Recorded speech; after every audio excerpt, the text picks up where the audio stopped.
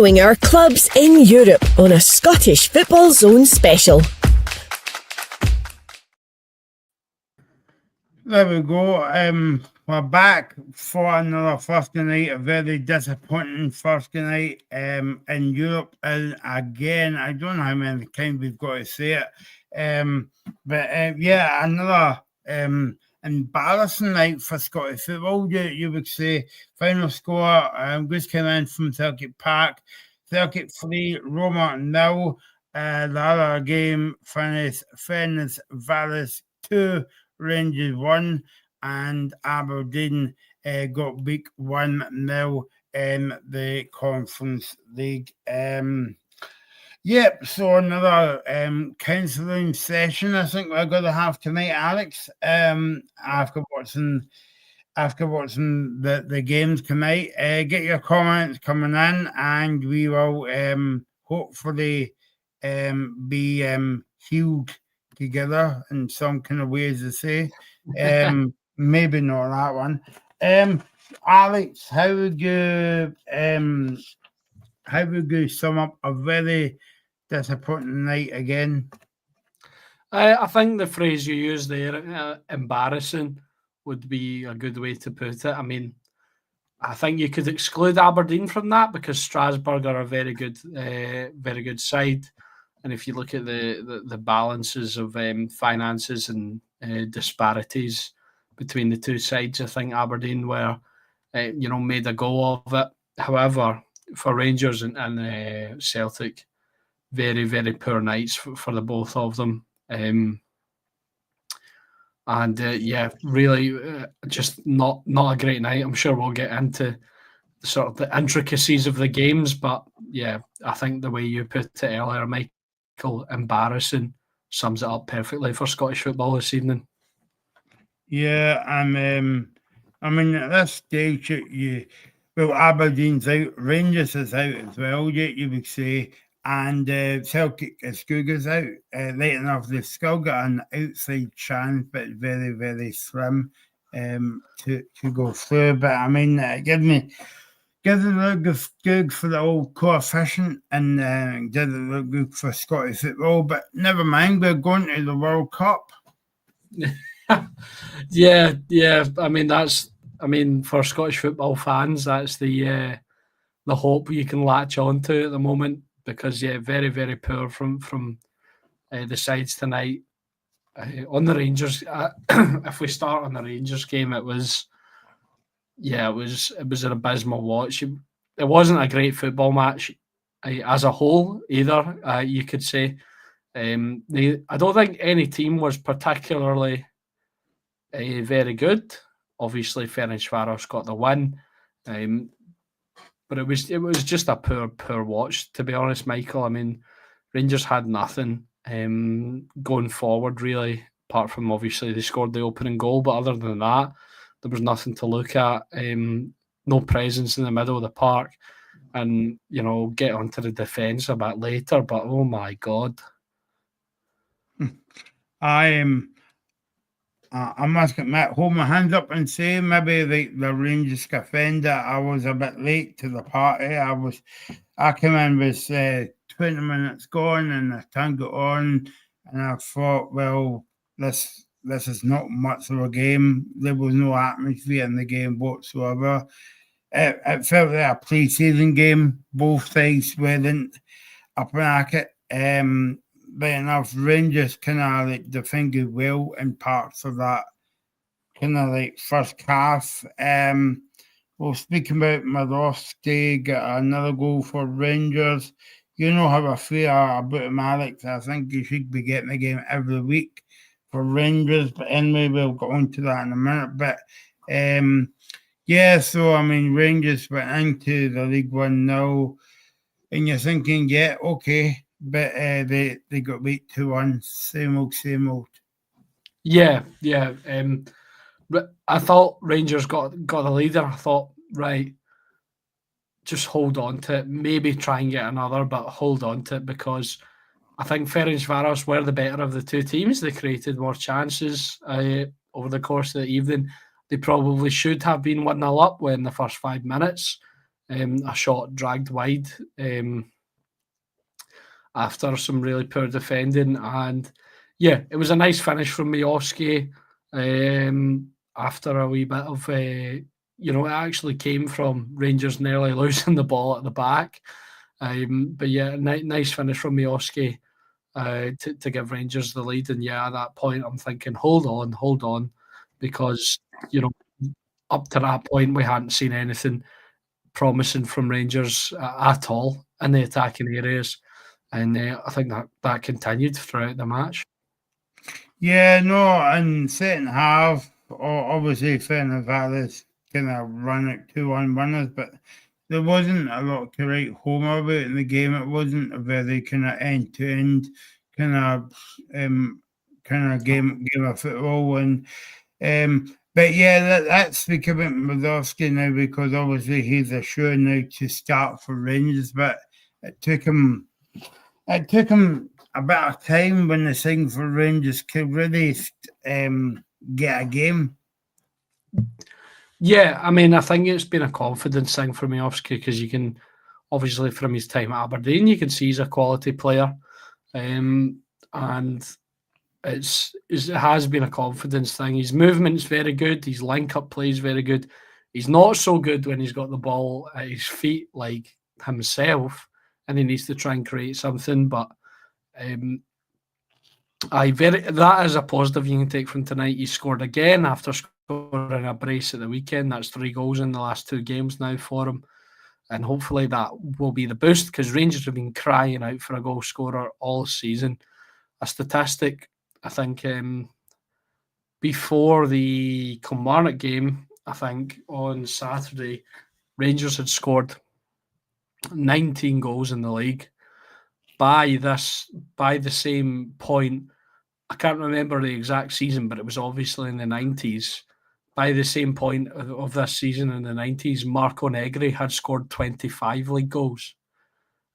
So, obviously Marco Negri was an incredible goal scorer, a bit of a freak of nature at the time for Rangers. But I think that shows you where Rangers are at, that a player from that era had outscored the entire team.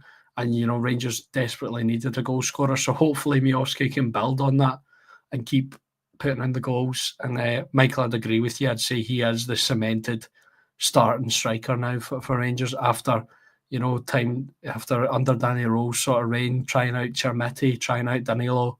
I think Miovski's the guy now that you need to look to. I mean, you won on the show last season, Alex. You were like a summer signing, as it were. But when they signed for Rangers, I thought, well, yeah, that's going to be the bit that the missing bit of jigsaw, as it were, for Rangers to win the league. Obviously, they never won the league, but he's a goal scorer. But I mean, what's your views in terms of, like, you're a Rangers fan, you speak to lots of Rangers fans. What's your thoughts about him not getting a game? Were they a bit frustrated? Because, I mean, he scored these goals for Aberdeen, and I know, like, you can argue the point that Aberdeen and Rangers, it's a step up in class, but it doesn't matter. He's still putting the ball in the net. Yeah, you could argue that, but I think for a while he was very poor and he was struggling for chances, for goals as well. I feel like now, because he's got a few under his belt, it could be a confidence boost for him to start scoring. You mentioned there, Michael, the missing piece of the jigsaw, a goal scorer. However, Rangers got rid of a guy who scored 50 goals in 2 seasons. In the summer, Cyril Dessers, and I know a lot of people, gave him a lot of, criticism. You can't argue with the numbers, though, can you? 50 goals in 2 seasons is not bad at all. I think it was over 50, but I'm just rounding it. And I think Rangers, the summer transfer window, as we've seen, has been a disaster. If you look at some of the players out there tonight, that Emmanuel Fernandez, who dropped his man for the second goal, Nasser Giga, who I thought was actually okay this evening. Had a couple of really good sort of last-ditch challenges. I thought Giga was all right, but on the whole, obviously, we've seen the howlers that he's made. Max Aaron's dreadful. Telo Asgard, dreadful. And Telo Asgard's a frustrating one because you can see he has quality, but I think he needs more time on the ball than what is given to him in the Scottish Premiership. I'm probably missing another few. Obviously the £8 million donkey, Yusuf Chermiti as well. So, it's been a really poor window. I'd say Miovski is one of the standouts, but what I will say though, I think it was fairly silly to get rid of a guy who's scored so many goals. But hopefully Miovski can build on the chances that the goals that he's scored in recent games and, keep going. That's an interesting question there from Robbie. If he's Rangers level or if he needs a loan. I think he needs to go, to be totally honest. It just doesn't seem like a fit. We've done this over the years with loads of different players, Robbie. Players that we've brought in and going, you can see quality there. Just give them a chance or give them a loan or something. I think he just needs to go, unfortunately. And obviously that's not a great start to the transfer model in the window, but obviously the guy who brought in these people is gone. Another guy that we've barely seen under Danny Rowe is Joe Rothwell as well, who was also brought in under the stewardship of Kevin Thelwell. So, not great window, and I know I've went off on a bit of a tangent there, but I think that's some of the main issues. The fact that these players are the players who are starting for us, and they're just not up to the quality that's required. And hopefully they back Danny Rowe in the January transfer window, and Rangers can get a few good players in. Because I know this sounds silly because of how bad Rangers are being, but I feel like the league title's still there for Rangers. Just because Hearts and Celtic have shown they're susceptible to dropping points. In the Celtic and Rangers games, there's not been much between them. I think Celtic were the better team, obviously, in the semi-final, and they got the win in the end. Rangers down to 10 men for much of that as well, justifiably. Telo Asgard getting sent off in the first half. But I feel like it. The league title is still there because I feel like Hearts will drop more points, and Celtic are susceptible to dropping points as well. And when it comes to the Old Firm matches, I feel like there is opportunity for Rangers to win, but the January window needs to be right. Obviously, there will be an Old Firm before you can maybe bring your own players in, and that'll be important to win that. But if they can win that, keep winning in the league. Get some. Obviously, this is if the stars need to align, but if they can do all that and the January signings are successful, I feel like the league title's still there. Do you think as well that Danny Rowe is a man, as it were, like, and saying that, I'm going to caveat and say that this is not his team at the moment. Yeah, I feel like we can't judge him just yet on that. I mean, he's shown. Rangers have put out some decent performances, especially against Kilmarnock at the weekend. And I feel like you can't judge him just yet. If he gets his own players in January and maybe then the summer, give him January and the summer. And if it's not working after that, then you need to start looking to the next candidate, which I hope won't happen. But he's a young manager who's had a few years' experience at Sheffield Wednesday. He studied under Hansi Flick, the current Barcelona manager. He's been part of a Champions League winning Bayern Munich side. Obviously, he's one of the coaches on that staff. So, I feel like he's got sort of the credentials as a young manager trying to make his name in the game. So stick by him for a little bit. However, January and the summer and if by then he's got his own players in and it's still not working, then maybe look at it. But I feel like this is just residual effects of the Russell Martin era, these losses in Europe, because, Michael, I think you can see a lot of the players that were brought in over the summer, like I said, are just not up to the standard. Yeah, I mean, one of the players I was going to talk to you about was okay that I was speaking about Milosky getting a chance now, score a few goals, hopefully could get the confidence up. Lyle Cameron was on the bench for Rangers tonight, and look, I know, it's different from playing Ross County on a Wednesday night or whatever to go away and fight Ferencváros as well, but everybody was raving about him, but Rangers should go after him. He's not really getting a game, but when he plays for Rangers and we spells in the game, you can see that he's a decent player. I mean, where do you stand on that? Well, he's not really had an opportunity all season, which is kind of frustrating. He's one of the ones that Rangers fans have been crying out for, to get a chance. And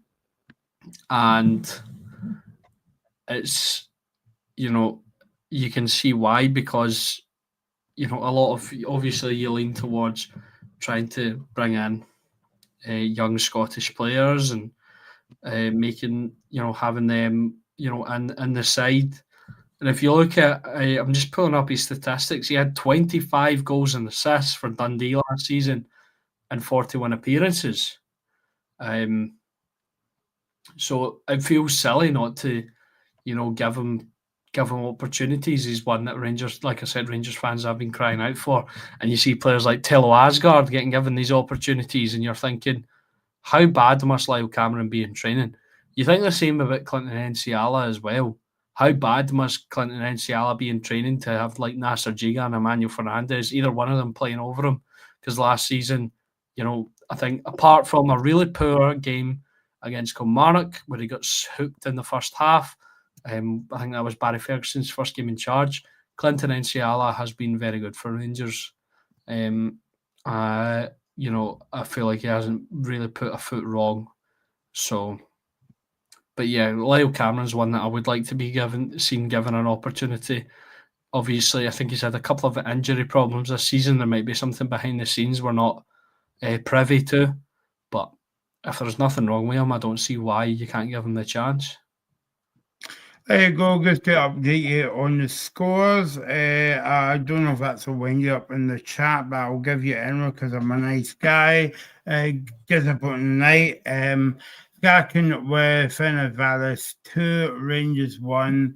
Conference League Aberdeen get beat 1-0. I suppose that they're out now of Europe. So Rangers. Celtic have got a very slim chance, and I mean a very slim chance getting beat 3-0 by Roma. They were lucky it wasn't 4-0 tonight, but hey ho, we'll move on. And so we're now joined in the counselling session tonight by Robbie. He's going to cheer us up with a few jokes as well. I think the only joke of the evening was Rangers and Celtic in Europe tonight, Michael. I won't make us very happy at all. Yeah. Robbie, what about you? Where do you stand on tonight's exciting action? Aye, it wasn't great for any of the three Scottish clubs competing in Europe tonight. I did see the situation that happened at Pittodrie with a penalty incident. I don't know if you guys have touched on it yet. I found that I've actually not seen that. So if you could enlighten me, that would be fantastic. Yeah, so for what I could gather, the team that Aberdeen were playing, Strasbourg, won a penalty, and basically they made a sub to take the penalty. But in doing so, the sub came onto the park, and then the player that was going to take the penalty on the park decided, you know what, he's not taking it, so I'm just going to take it, and then missed the penalty anyway. So, that must have been a head scratcher for any Aberdeen fans. But it was a great night. I mean, I think the word you could probably use is I didn't expect much out of tonight. I think every team in Europe had quite a tough game. Rangers in the Ferencváros, that's no easy game. At the best of times, Celtic playing Roma, they're no an easy team to beat by any stretch of the imagination. Rangers had to face Roma earlier in the campaign, then Aberdeen taking on Strasbourg, another big team. So it's a disappointing night. I felt in the Rangers game there was a chance after the first half that Rangers could have went on and got something. I think that goal that they scored right on half time was a bit of a blow to Rangers. But apart from that, I mean, I wasn't surprised that Roma scored. I think it could have been anything at Celtic Park, to be honest, to Roma. Yeah, absolutely, Robbie. I'd agree. I mean, I was sitting watching it with my mates and thinking Roma could, win 4 or 5-0 here because they were just all over them. And it was a similar situation at Ibrox, I thought, where if Celtic had done anything like scored a goal, say Arne Engels has scored that penalty just on the stroke of half time, Roma would have came out in the second half, went up a gear and scored another goal. You just felt like that they had that quality. You could see their quality on the ball. Evan Ferguson was, tremendous, I thought, in that front line. Gianluca Mancini, really good in the back line. Celik, the Turkish right back, was very, very good as well. And then you look at the sort of players that they've got in the, just throughout the team. Mario Hermoso, Matthias Sule. They had Paulo Dybala coming off the bench. It's crazy. It's absolutely crazy. It's obviously, you can look at it and go, not so great night for Wilfried Nancy. Two home games, 2 losses. And Robbie will be hoping it'll be 3 losses on the record after Sunday. But, Rome, I don't think you can particularly fault Celtic because it was almost like the Rangers game. I didn't think Celtic were that bad, which is weird to say, but Roma were just different class. Not to mention Roma's bench as well. I mean, you're looking at guys that didn't even go in the park, like Kone, the French midfielder. I mean, he's a really highly rated player. Yeah. You've got Costa Simicas, used to play with Liverpool in the Premier League. So, even the quality Roma didn't bring onto the park, it just shows how good they are compared to, our level in Europe. And I think that's shown the whole campaign for all 3 Scottish teams, to be honest with you. We're levels away from where we probably expect to be. Leo, thanks for watching. What's the difference between Celtic and Rangers?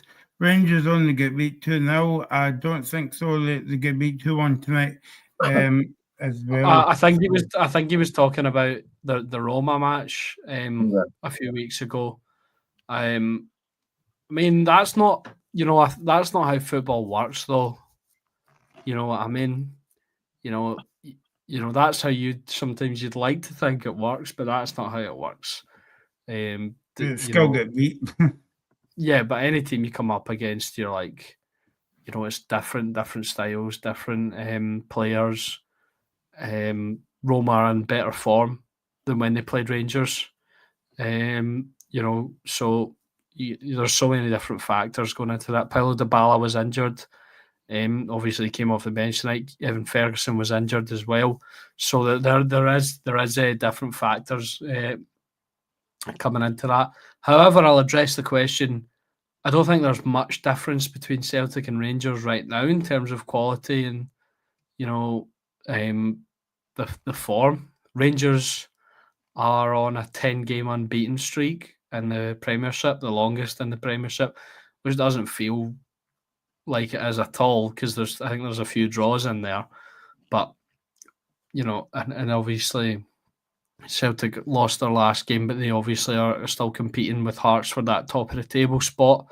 So I don't think there is much difference, and I think it will be very interesting when we get to that Old Firm at the beginning of January into the December period. Because by that time you don't know what it will be like in the league situation. So I'd to answer that question directly, I'd say I don't think there is much of a difference. I think Celtic are a little bit better right now. than Rangers. I think we need to watch a few more games under Wilfred Nancy to actually gauge that. But yeah, not much of a difference at all. Robbie? Yeah, I'd agree with that. I don't think there is much difference. It is interesting you're talking about Alex the January the third game. The run with the Rangers especially have got up. I sort of looked through each team's fixtures in the run up to New Year, and the schedule Rangers have got is absolutely brutal. I mean, if I was a Rangers fan or any club had that type of fixture run that Rangers have got, I wouldn't be looking forward to that in the run up to January, to be honest. But it is such a weird situation with both clubs. I'm looking at Celtic now with the new manager, and Alex Sharp spot on. The overreaction tonight, in my opinion, for Celtic fans has been way over the mark than I think it should be. But you just look at both clubs. Rangers seem more settled with a manager right now, and I think that's always a positive thing. You've sort of get rid of the backroom people that Rangers fans ultimately weren't happy with. The club seems to be moving in a more positive note than it maybe once was. Had you asked any Rangers fans about a month ago, Celtic, they've still got some issues, which is quite interesting. It really does fling a spanner into works in terms of the title race now, because who are you actually looking at? The best suited club right now, I'd say, is probably Hearts, which is just me being on. Well, I was just thinking there, we're talking about the title race, we're talking about Celtic and Rangers. They might end up in a heap and Hearts on top of the pile.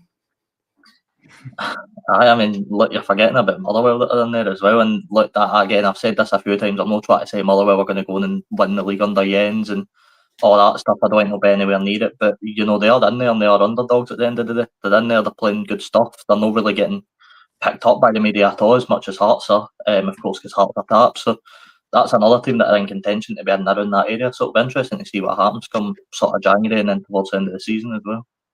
Yeah. Let's move on to the game at Celtic Park. Celtic 3, Roma 0, and maybe we have to speak about the nonsense situation, Robbie, because do you think that he's come in at a difficult time, and do you think that as well that they could have stuck with Martin O'Neill after the cup final?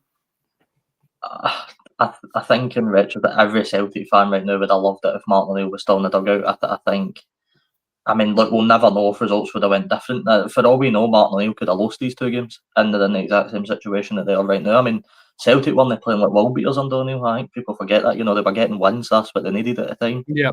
So, you'll never know. By the way, sorry, Robbie, that's absolutely mental there from Leo there. Absolutely not. Falkirk would not sneak in. Sneak into that. That's an absolutely crazy comment. I'm sorry. We value your comments and opinions, but that is mental. What a season for John McGlinny. But no, Michael, I think looking back, Nancy was open at the time he was open. I think it's harsh on any Celtic fan to criticise him yet. I think it's very harsh to, saying that you can criticise, but I think it's very harsh to want him sacked, and that's what you're getting out of a lot of Celtic fans. And I'm not even trying to be over dramatic. Really? I'm not seeing him win. Yeah, I'm seeing Celtic fans that want him gone already. The Celtic fans are becoming happy, which I saw comments on Sunday, Robbie. Aye, it's absolutely ridiculous that some fans are acting like that already. It's impatience at the highest order, but you need to give time to adapt a style into Scottish football. It's not just going to be a cut and place. It's no Football Manager. You can't just download a 4-2-3-1 gegenpress and win the league every time. I know how simple football would be if you could do that, but it's going to take time. I didn't see the first 20 minutes of the game, so I don't know how Celtic started, but I mean, it could have been badly, as much as I shouldn't. So I don't think I've seen a Celtic team that disgruntled and disorganised off the ball than I did tonight. I mean, Roma could have walked about 7 goals into Celtic's net. It was a really, really poor performance, but I think all the pressure now is definitely on Celtic and Wilfred Nancy. I think he needs to win the cup on Sunday, and I'm going to be honest, I don't know how we will sort of approach it now. I mean, there's a lot of criticism about that back three that he's adapting, but again, it takes time. So I don't get the criticism, Michael. I never will this early, especially all the sacking comments that I'm seeing for certain fans. Robbie's just hoping the poor form continues. And I'll see. I'll be looking. Have you got a ticket, Robbie? Yeah, I'll be there. Aye, so I'll be looking for you from the press box, mate. When St Mirren lift the cup, and if St Mirren win, I'm asking Gogic about Ryan's tattoo.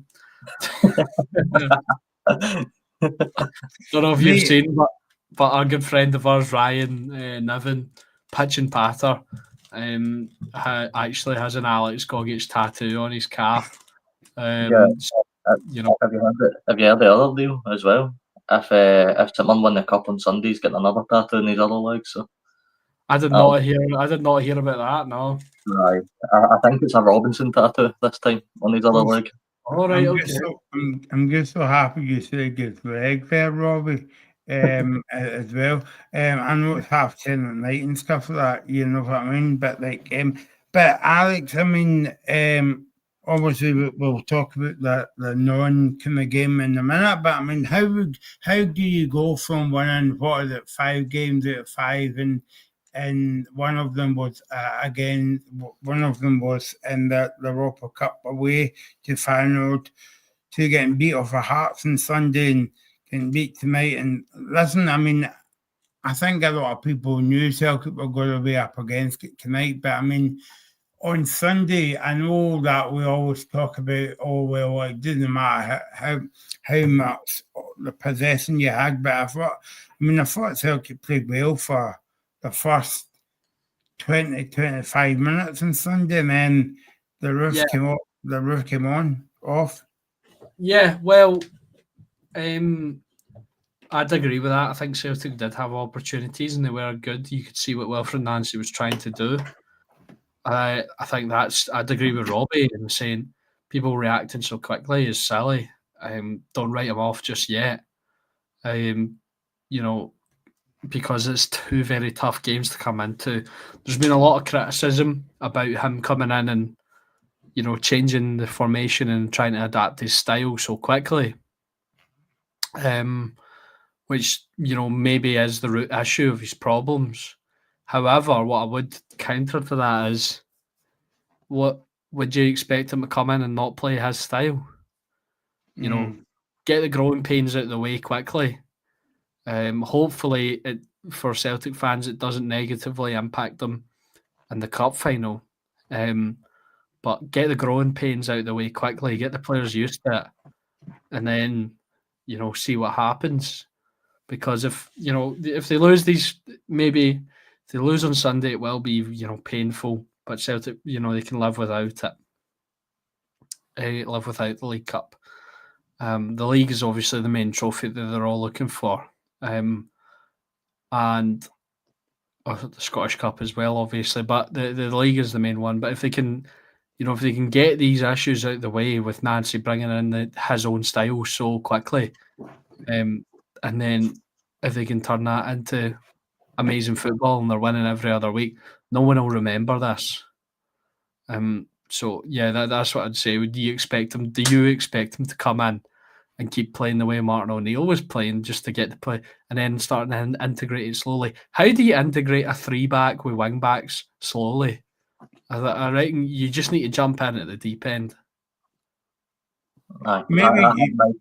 Maybe you could cover that and say, Robbie, I remember Postecoglou's first game at Tynecastle, Celtic get beat 2-1.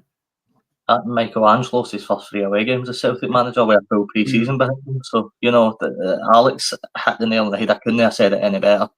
You can't slowly integrate a 3-back system into Scottish football. It's impossible. Asking a manager to change his philosophy is just never going to happen.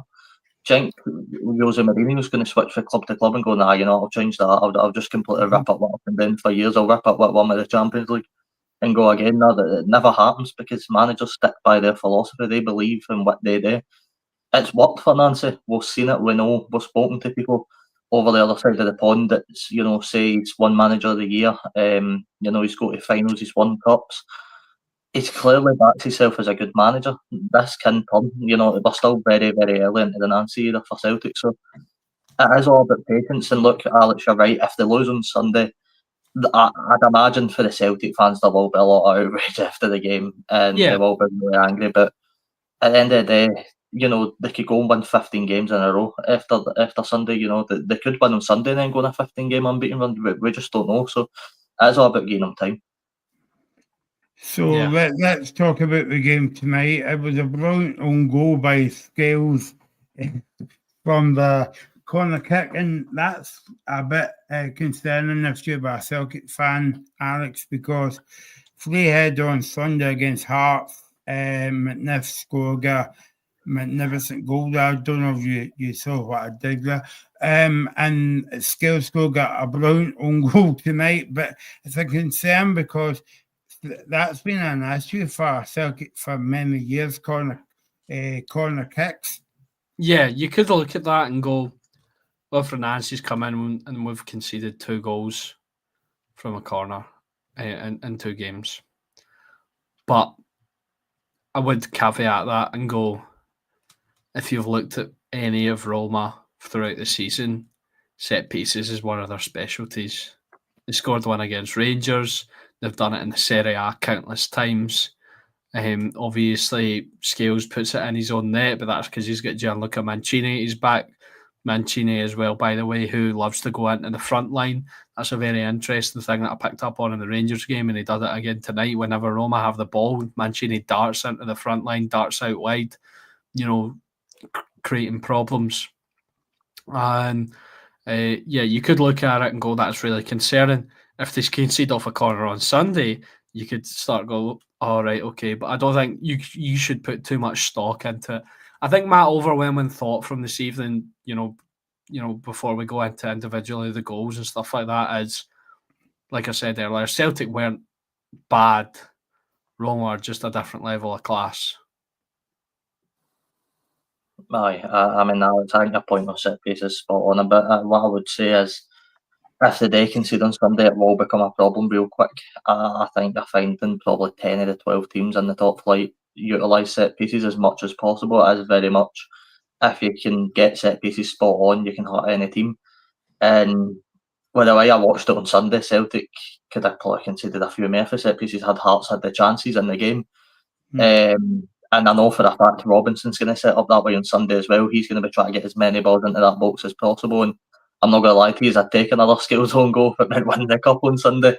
But I do think Celtic need to be careful. I mean, Michael, I believe when you spoke to Gabe was open and honest that in the MLS they don't tend to use set-piece coaches very often. I don't know if that's something that he's trying to adapt coming out here, because I definitely do think as the season goes on, if they don't have top-notch set-piece coaches, I think teams will try to exploit that against Celtic. Yeah, I think that, look, I know that I always spend half of my time on the show, guys, speaking about possession and all that. And I know Celtic get beat 3-0, or maybe 4-0 if that, because Roma got a goal chopped offside. So good Celtic then off. But I think Celtic played slightly better in the second half. I know that's not any consolation to Celtic fans, Robbie, but I mean, it's Roma that you're playing against. Yeah, and it was a half-time statement for Nancy taking off Negrin, Maeda and Tierney. They clearly wasn't happy. Don't know if that was maybe him just resting bodies for Sunday. It might have been, we'll never know. But it definitely was a statement of intent to take 3 of them off. Then I think about 10, 15 minutes later, subbed off Young as well. I think maybe, sorry Robbie to interject, I think maybe with Kieran Tierney it was maybe a case of resting bodies, but Daizen Maeda and Benjamin Negrin have been really poor for a while, and when Kelechi and Acho came on, he definitely made an impact. I thought in the game as well, to be fair, I was a bit surprised that Hatate never went off at half time. I thought he had a really poor first half, but Michael was slightly better in the second half, I suppose. I mean, no conceding a goal, you've got to be happy about that. But again, bar the penalty that Engels missed, I think just before half. What about that, Robbie? Aye, I think that pretty much summed up Celtic, to be honest with you. No, do you know what was absolutely mad? My mate, when we were watching it, and my mate went, he's hitting the left post, as in the post from like the side you're watching it. Like, unbelievable. How's he done that? Like, like literally, we were watching it live in the pub, and he went, he's hitting the left post. Please drink responsibly for anyone watching. By the way, I was on Coca-Cola tonight after watching that game. I think I might drink something stronger in this game, maybe apple juice or something. I don't know. But I mean, the penalty from Ingles, right? It was a terrible penalty, right, Robbie? But you're thinking, well, Celtic could get a goal back on half time. How many times do we see it? Teams getting that kind of wee bounce by a goal.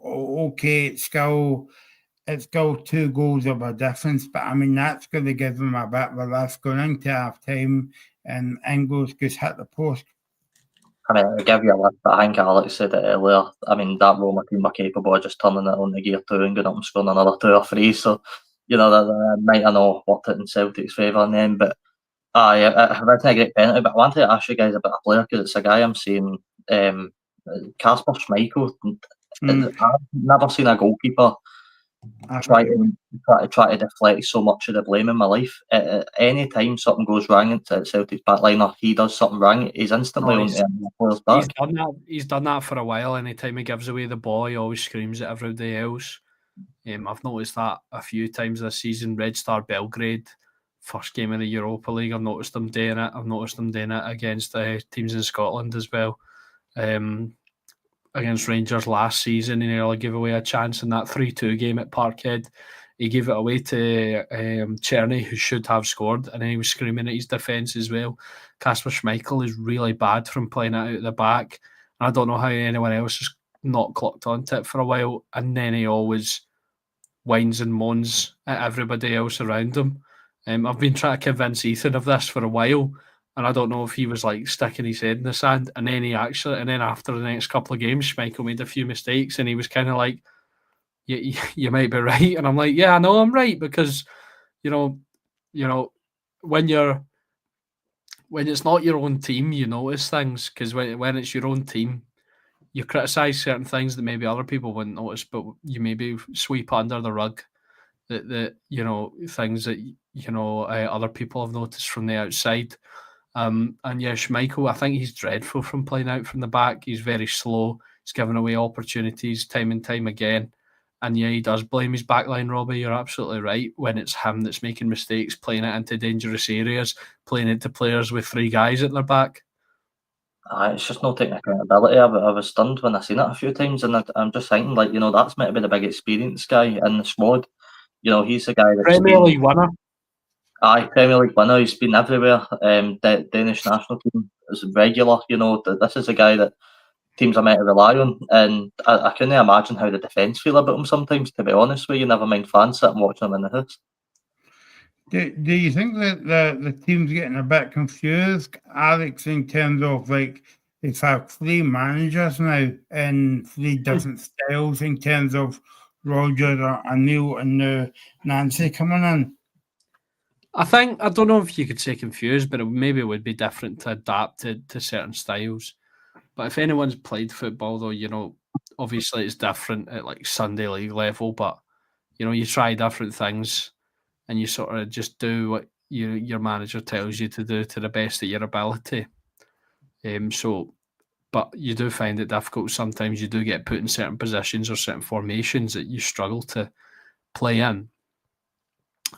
So I would say, I would, like I said, I wouldn't say confused, but I would probably say it might be difficult for them to adapt to different styles. However, I would say under Martin O'Neill, it wasn't like it was just, I don't think it was, maybe it was because he was an old school manager. Maybe it's because he knew he was not going to be there for very long, but there wasn't like a philosophy that's become such a thing in modern day football. It was just get the wins, basically.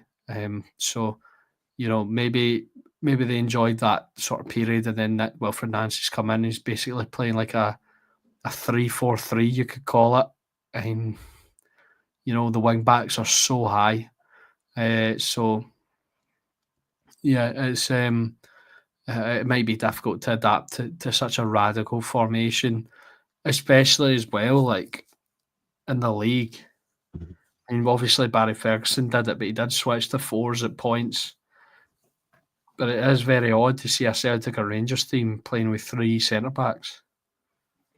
Aye, it's a formation, Mike, that I'm not surprised with 3 left-footed centre-backs at Celtic are struggling so much Oh defensively. yeah, sorry, Robbie. You're absolutely right there. Having 3 left footers in a back 3 is criminal. By the way, I just want to, that's absolutely, that gives me like, that makes me shiver. It's like like centre back OCD. What is going on with that? You mix that with a team that don't have proper wing backs, and then any team that grapples a midfield out of a game. I mean, it is literally a recipe for disaster, and it's no surprise that Celtic are getting away goals so cheaply. It is going to take time for the players to adjust to this. They do need to get a right-footed centre back in there somewhere. That is probably a must. That's a priority. But it's so simple that we can sit here and point out exactly how you break that Celtic team down. You know, you strangle the midfield out of the game, and suddenly you can take control. And that's what every team should be looking to do against Celtic until Nancy can fix that problem. I think going back to your point about Schmeichel, Robbie, I think that was the worst game I've seen him in the Celtic clip. I never saw him. It's got a just few to choose from. Sorry, Alex. I was just saying you've got a few to choose from this season in particular. Yeah, no, but I mean, obviously tonight, like, you know, we were talking about tonight's game. I thought his distribution was poor for the whole game, Robbie. Aye, I mean, like it was bad on international break the last time, I know, against all the players. I don't think he had a great night, but it's just, for me, Michael, I don't know how Celtic fans are more angry at him, because a keeper that doesn't take accountability and likes to blame everybody else is a recipe for disaster for me. You know, this, as we said earlier, you know, he's meant to be a top professional guy. He's won the Premier League. He's been everywhere internationally. You know, he's meant to be a big figurehead in that squad, and yet every time he does something wrong, he's suddenly blaming everybody else for it. There we go, Michael. Not me. I know Michael's making a comment. I suppose you're a Hearts fan. But yeah, I see your comment already, Michael. Thanks for watching the show. Good to have you here. Alex is saying this is typical. This is just typical of Celtic. All they do is to continue to throw the managers under a bus. Why didn't they leave O'Neill in for 3 weeks and give Nancy a proper handover?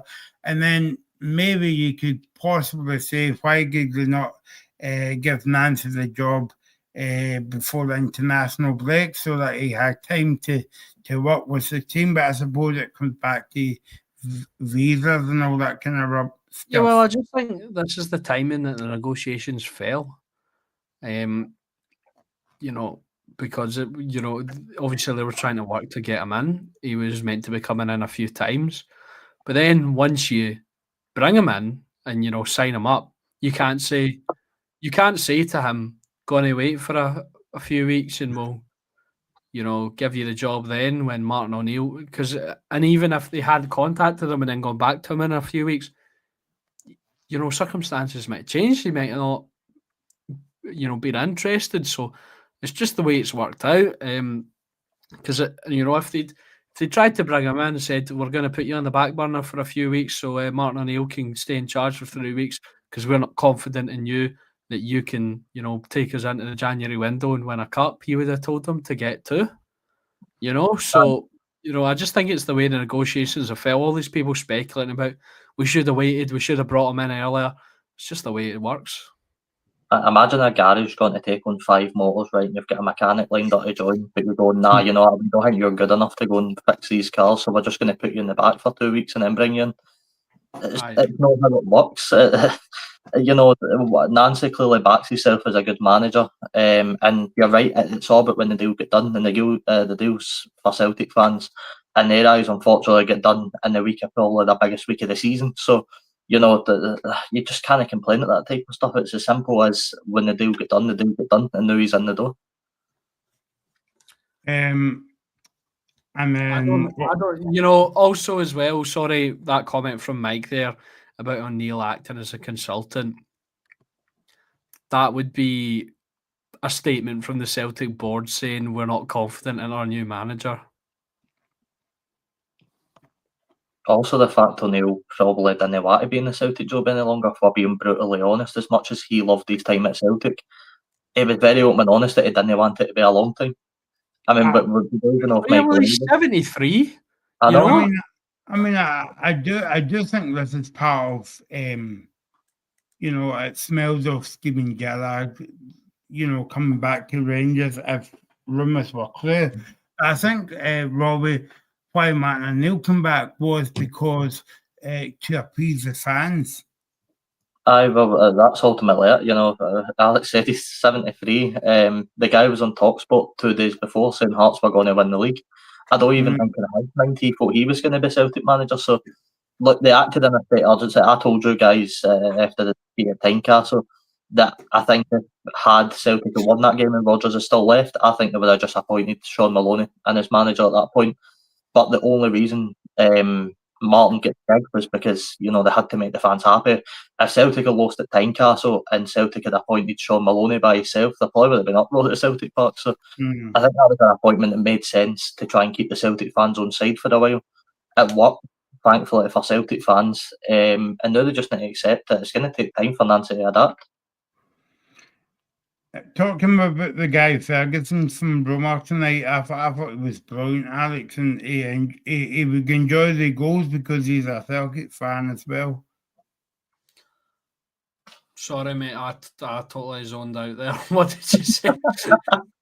Yeah, no, I kind of zone out as well when I make comments, and I say the guys to say that. Yeah, no, Ferguson scored 2 goals tonight for Roma. And he's a big Celtic fan, so he would enjoy that moment. Scoring at Parkhead. Well, he was actually linked with Celtic in the summer as well, and I obviously eventually went to Roma, so I'd imagine he would have enjoyed it. I mentioned it earlier, but I thought he was brilliant tonight. You know, his hold up, his link up, he caused the defenders a lot of problems.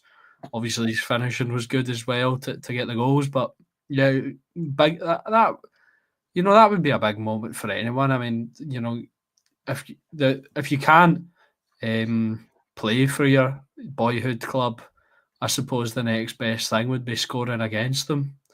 You know, just a moment of scoring in that stadium, even if it means beating them. Obviously, you've got a job to do at the end of the day, and then playing in that stadium and scoring against them would be a massive moment for any football supporter, I think.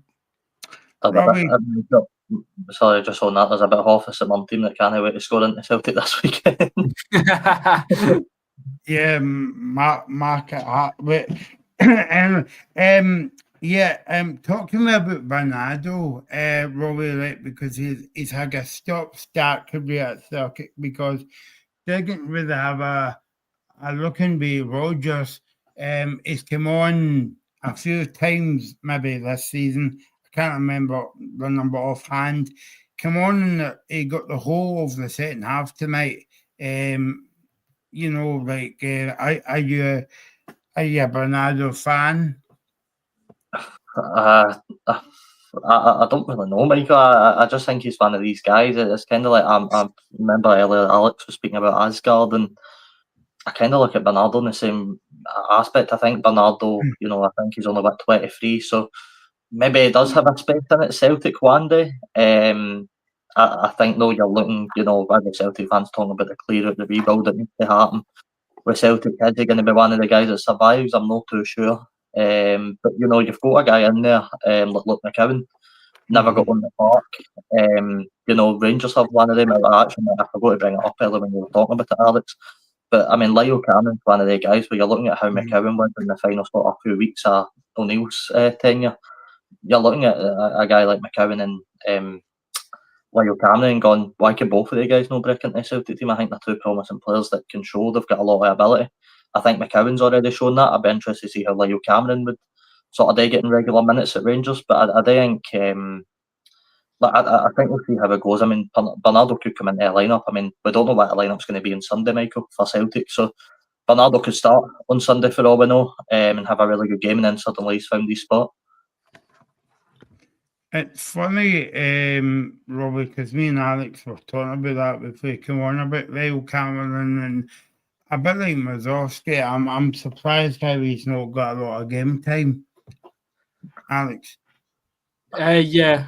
Like I said earlier, he's had a couple of wee injuries, but when he has been fit, he's not really had the opportunities.